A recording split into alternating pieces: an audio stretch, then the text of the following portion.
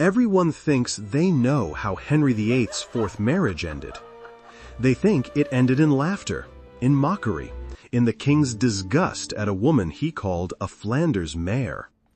They think Anne of Cleves was the awkward mistake in Henry's love life, the plain, unwanted bride he discarded almost immediately. That is the story everyone repeats. And like most stories told too often, it becomes a comfortable lie.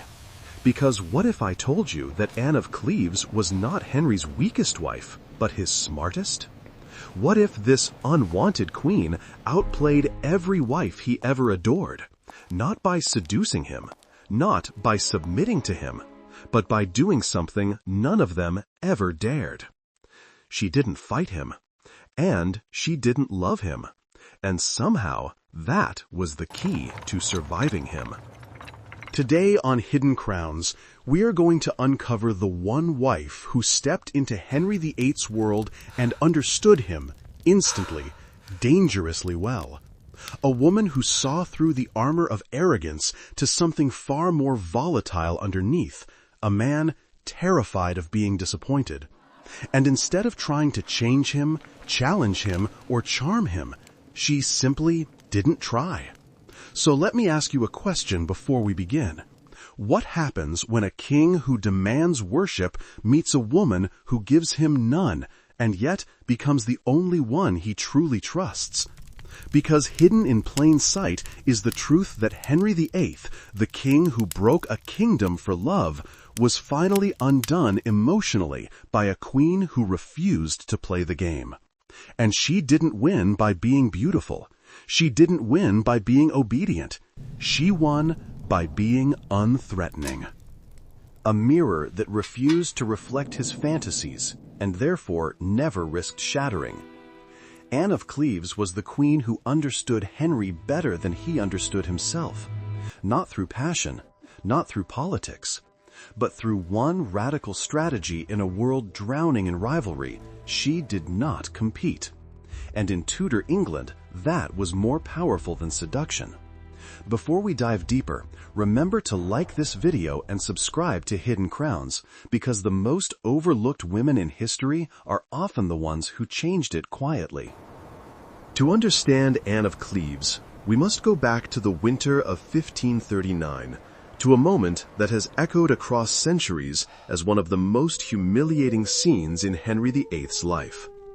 The king was waiting for his bride. But more than that, Henry was waiting for a fantasy. For months, he had carried Holbein's portrait of Anne like a talisman, a promise that the fourth queen might finally soothe the wounds left by the last three.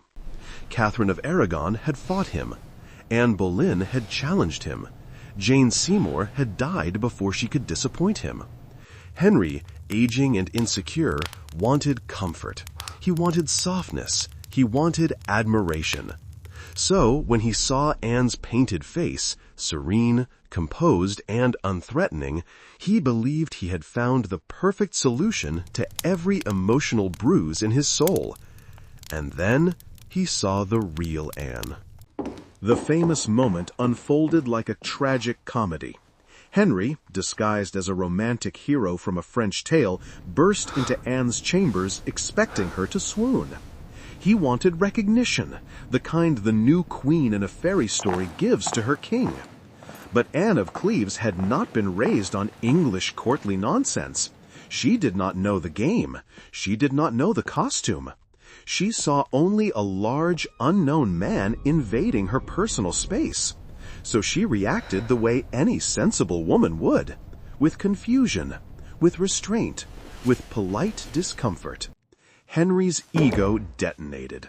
In 1 second, the fantasy shattered, and the man who could topple a kingdom with a signature felt the sting of rejection from a woman who had no idea she was rejecting him at all. And in that shattering, Henry blamed one thing: Anne's appearance. He said she was ugly, repulsive, nothing like her portrait. He said he could not bear the thought of touching her. He mocked the marriage before it even happened. But here is the dark secret most people miss. Henry VIII was not reacting to Anne. He was reacting to his own disappointment. And Anne, quiet, observant, and far more perceptive than anyone expected, saw it immediately. She understood this man's weakness. She understood that his anger had nothing to do with her. And she understood something even more important. If she tried to defend herself, she would die. Every wife before her had fought Henry in some way, and every wife before her had paid a brutal price. So Anne chose something extraordinary. She chose to step back. No protest, no accusation, no wounded vanity, no attempt to convince Henry of her worth. She simply said, almost gently, "I am a simple woman from Cleves." That sentence disarmed the most dangerous king in Europe, because suddenly Henry saw not a political wife, not a romantic disappointment, not a threat to his pride. He saw someone who posed no danger at all. And from that moment forward, Anne of Cleves began a quiet transformation, turning her humiliation into her shield. Most queens in Tudor England believed that survival required influence. They believed they had to win the king's affection, secure alliances, bear children, and destroy rivals. Catherine of Aragon fought with dignity. Anne Boleyn fought with brilliance. Jane Seymour fought with obedience. Catherine Howard fought with youth. Catherine Parr fought with intellect. But Anne of Cleves did not fight at all. And in the brutal world of Tudor politics, this made her the most unpredictable woman Henry had ever known. Because what do you do with a queen who wants nothing from you? What do you do with a woman who reacts to your anger not with tears, but with calm acceptance? What do you do with a bride who does not accuse you, does not flatter you, does not seduce you, does not manipulate you? You relax, and Henry did. For the first time in years, Henry felt safe beside a woman. Not adored, not challenged, simply safe. Anne became the only wife who never demanded anything, not love, not power, not children, not titles, not even affection. And because she demanded nothing, Henry gave her everything. When he asked for an annulment, she agreed without hesitation. No dramatic speech like Catherine of Aragon, no fear like Catherine Howard, no bargaining like Anne Boleyn, just acceptance. But here is the twist. Anne's acceptance was not surrender. It was strategy. She had observed Henry long enough to understand a truth that eluded every other wife he ever had. He did not want a queen. He wanted a mirror. A woman who reflected his ideals, his beauty, his righteousness. A woman who confirmed his fantasies rather than confronting his failures. Anne refused to be that mirror. And because she refused, Henry stopped seeing her as a queen and started seeing her as something much more valuable. A harmless, loyal, grateful companion. And so, after ending the marriage, he gave Anne something no other wife ever received. A permanent place in his life. A new identity. A title more intimate than queen. He called her my sister. And that title, strange, affectionate, unique, became the key to her survival. If you stopped this story at the annulment, you would think Anne of Cleves was a failure, the queen who lasted 6 months, the punchline of Henry's romantic disasters. But that is only the surface, because what happened after the annulment is the real triumph of her life. Anne of Cleves stepped into a role no other queen in Tudor history ever achieved. The woman Henry trusted without desire and respected without threat. It was a place no mistress could occupy, no rival could imitate, and no wife could sustain. And it began on the very day she ceased being Henry's wife. When Henry's messengers brought the annulment papers, everyone waited for her to break, to fight, to weep, to rage, to insist on her rights like Catherine of Aragon. Instead, Anne did the opposite. She read the papers, She nodded, and she said something that stunned the council. "Tell the king I desire nothing but his happiness." With that one sentence, she turned her greatest humiliation into her greatest weapon. Because Henry expected outrage. He expected bruised pride. He expected another political war. Instead, she gave him peace. And few things were more intoxicating to Henry VIII than peace, especially peace that cost him nothing. Within hours, Henry rewarded her with one of the most generous settlements in English royal history. Richmond Palace, Hever Castle, lavish incomes, staff, wardrobe allowances, lands worth thousands of pounds a year. This was not alimony. This was admiration in disguise. Henry had never given any woman that much freedom, not even the wives he loved. Why? Because Anne of Cleves had mastered a kind of soft power none of his other wives understood, the power of non-threatening loyalty. A loyalty that didn't challenge him, didn't demand from him, didn't manipulate him, but simply existed peacefully in his orbit. Henry was a man starving for uncomplicated affection. Anne gave him that, not as a lover, not as a queen, but as something more rare, a woman with no agenda.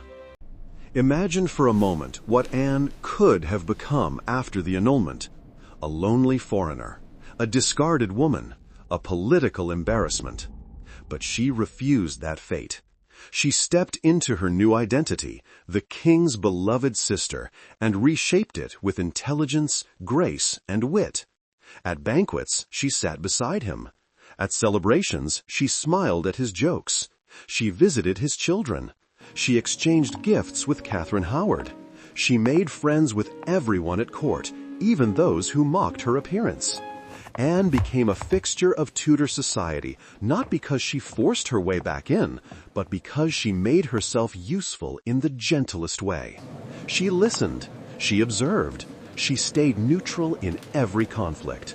She never raised her voice, never complained, never insisted on power. This was not a weakness. This was survival at its most elegant. Because in a court where ambition was a death sentence, Anne chose the one strategy no one else dared. She refused to want power. And in that refusal, she gained security Henry had never given another woman. There is a moment, a small, almost invisible detail in the records that reveals the depth of Henry's growing affection for Anne. Not romantic affection, not political affection, but human affection. One winter, the king rode to visit Anne at Richmond Palace. He arrived unexpectedly, suffering one of his unpredictable mood swings, angry, lonely, aching from his infected leg. Most people feared Henry when he was like this, but Anne met him with calm warmth. She said they should drink warm wine. She teased him about traveling in such poor weather. She laughed genuinely at his grumbling. And then something extraordinary happened. Henry stayed the entire night at Richmond. Not with her, just near her, safe in her presence. His counselors were stunned. There had been no politics, no seduction, no flattery, just comfort. And for a man scarred by the emotional storms of Catherine of Aragon, the volatility of Anne Boleyn, and the vulnerability Jane Seymour had exposed in him, Anne's quiet acceptance was like balm to a wound that never healed. She understood something none of his wives had grasped. Henry VIII was not looking for a queen. He was looking for relief. And she gave it to him willingly, not as a lover, not as a subordinate, but as a woman with nothing to prove and nothing to demand. Here is the paradox at the heart of Anne's brilliance. Every wife who wanted Henry's love lost their life or lost their peace. Catherine of Aragon wanted dignity and lost her crown. Anne Boleyn wanted influence and lost her head. Catherine Howard wanted youth and fun and lost everything. Catherine Parr wanted intellectual partnership and nearly ended up arrested. But Anne of Cleves? Anne wanted nothing, and so she kept everything. This was not passivity. It was strategic invisibility, a soft, subtle intelligence that most historians overlook. Because when Anne surrendered her crown, she gained something far more valuable: freedom. She was the only one of Henry's wives who could travel, the only one who could manage her estates, the only one who could eat dinner where she pleased, the only one who could openly visit Princess Mary and Princess Elizabeth, the only one who kept her fortune. She lost the title Queen, but she gained a life the other queens would never know. Anne of Cleves became the only woman who lived through Henry VIII's reign with her reputation intact and her head still on her shoulders. And she did it because she understood the truth buried beneath Henry's royal fury. The king was only dangerous to people who challenged his reflection. Anne never did. She stood beside the mirror, but she never stepped into it. This is the secret people rarely acknowledge. Anne of Cleves was not blind to Henry's flaws. She saw them with startling clarity.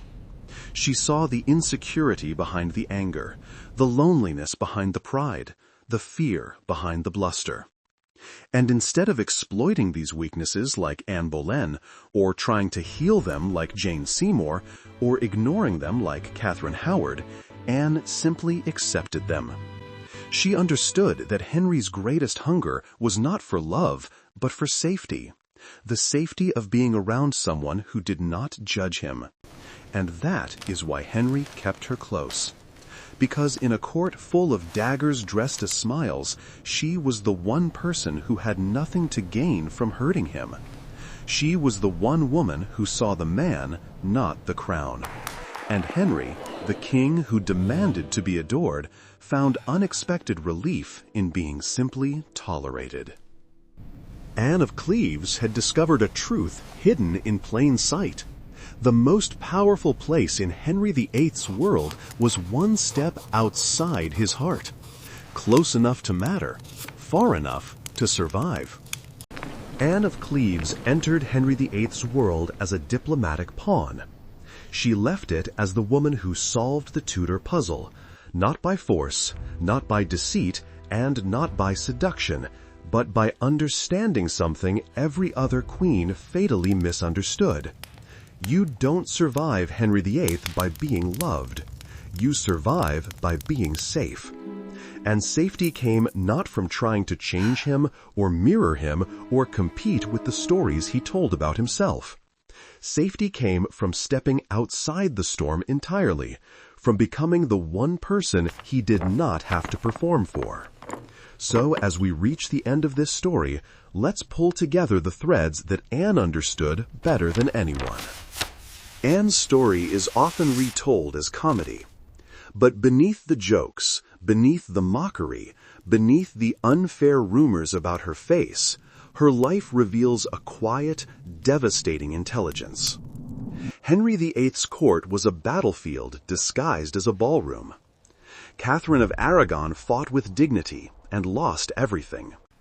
Anne Boleyn fought with brilliance and lost her head. Jane Seymour fought with meekness and lost her life to childbirth. Catherine Howard fought with youth and lost her innocence and her future. Catherine Parr fought with intellect and nearly lost her freedom. Anne of Cleves fought with nothing and lost nothing. That is the paradox the Tudor era never understood. Anne's rejection became her liberation. Her humiliation became her protection. Her simplicity became her shield. She lived 17 more years after her annulment, longer than any of Henry's other wives.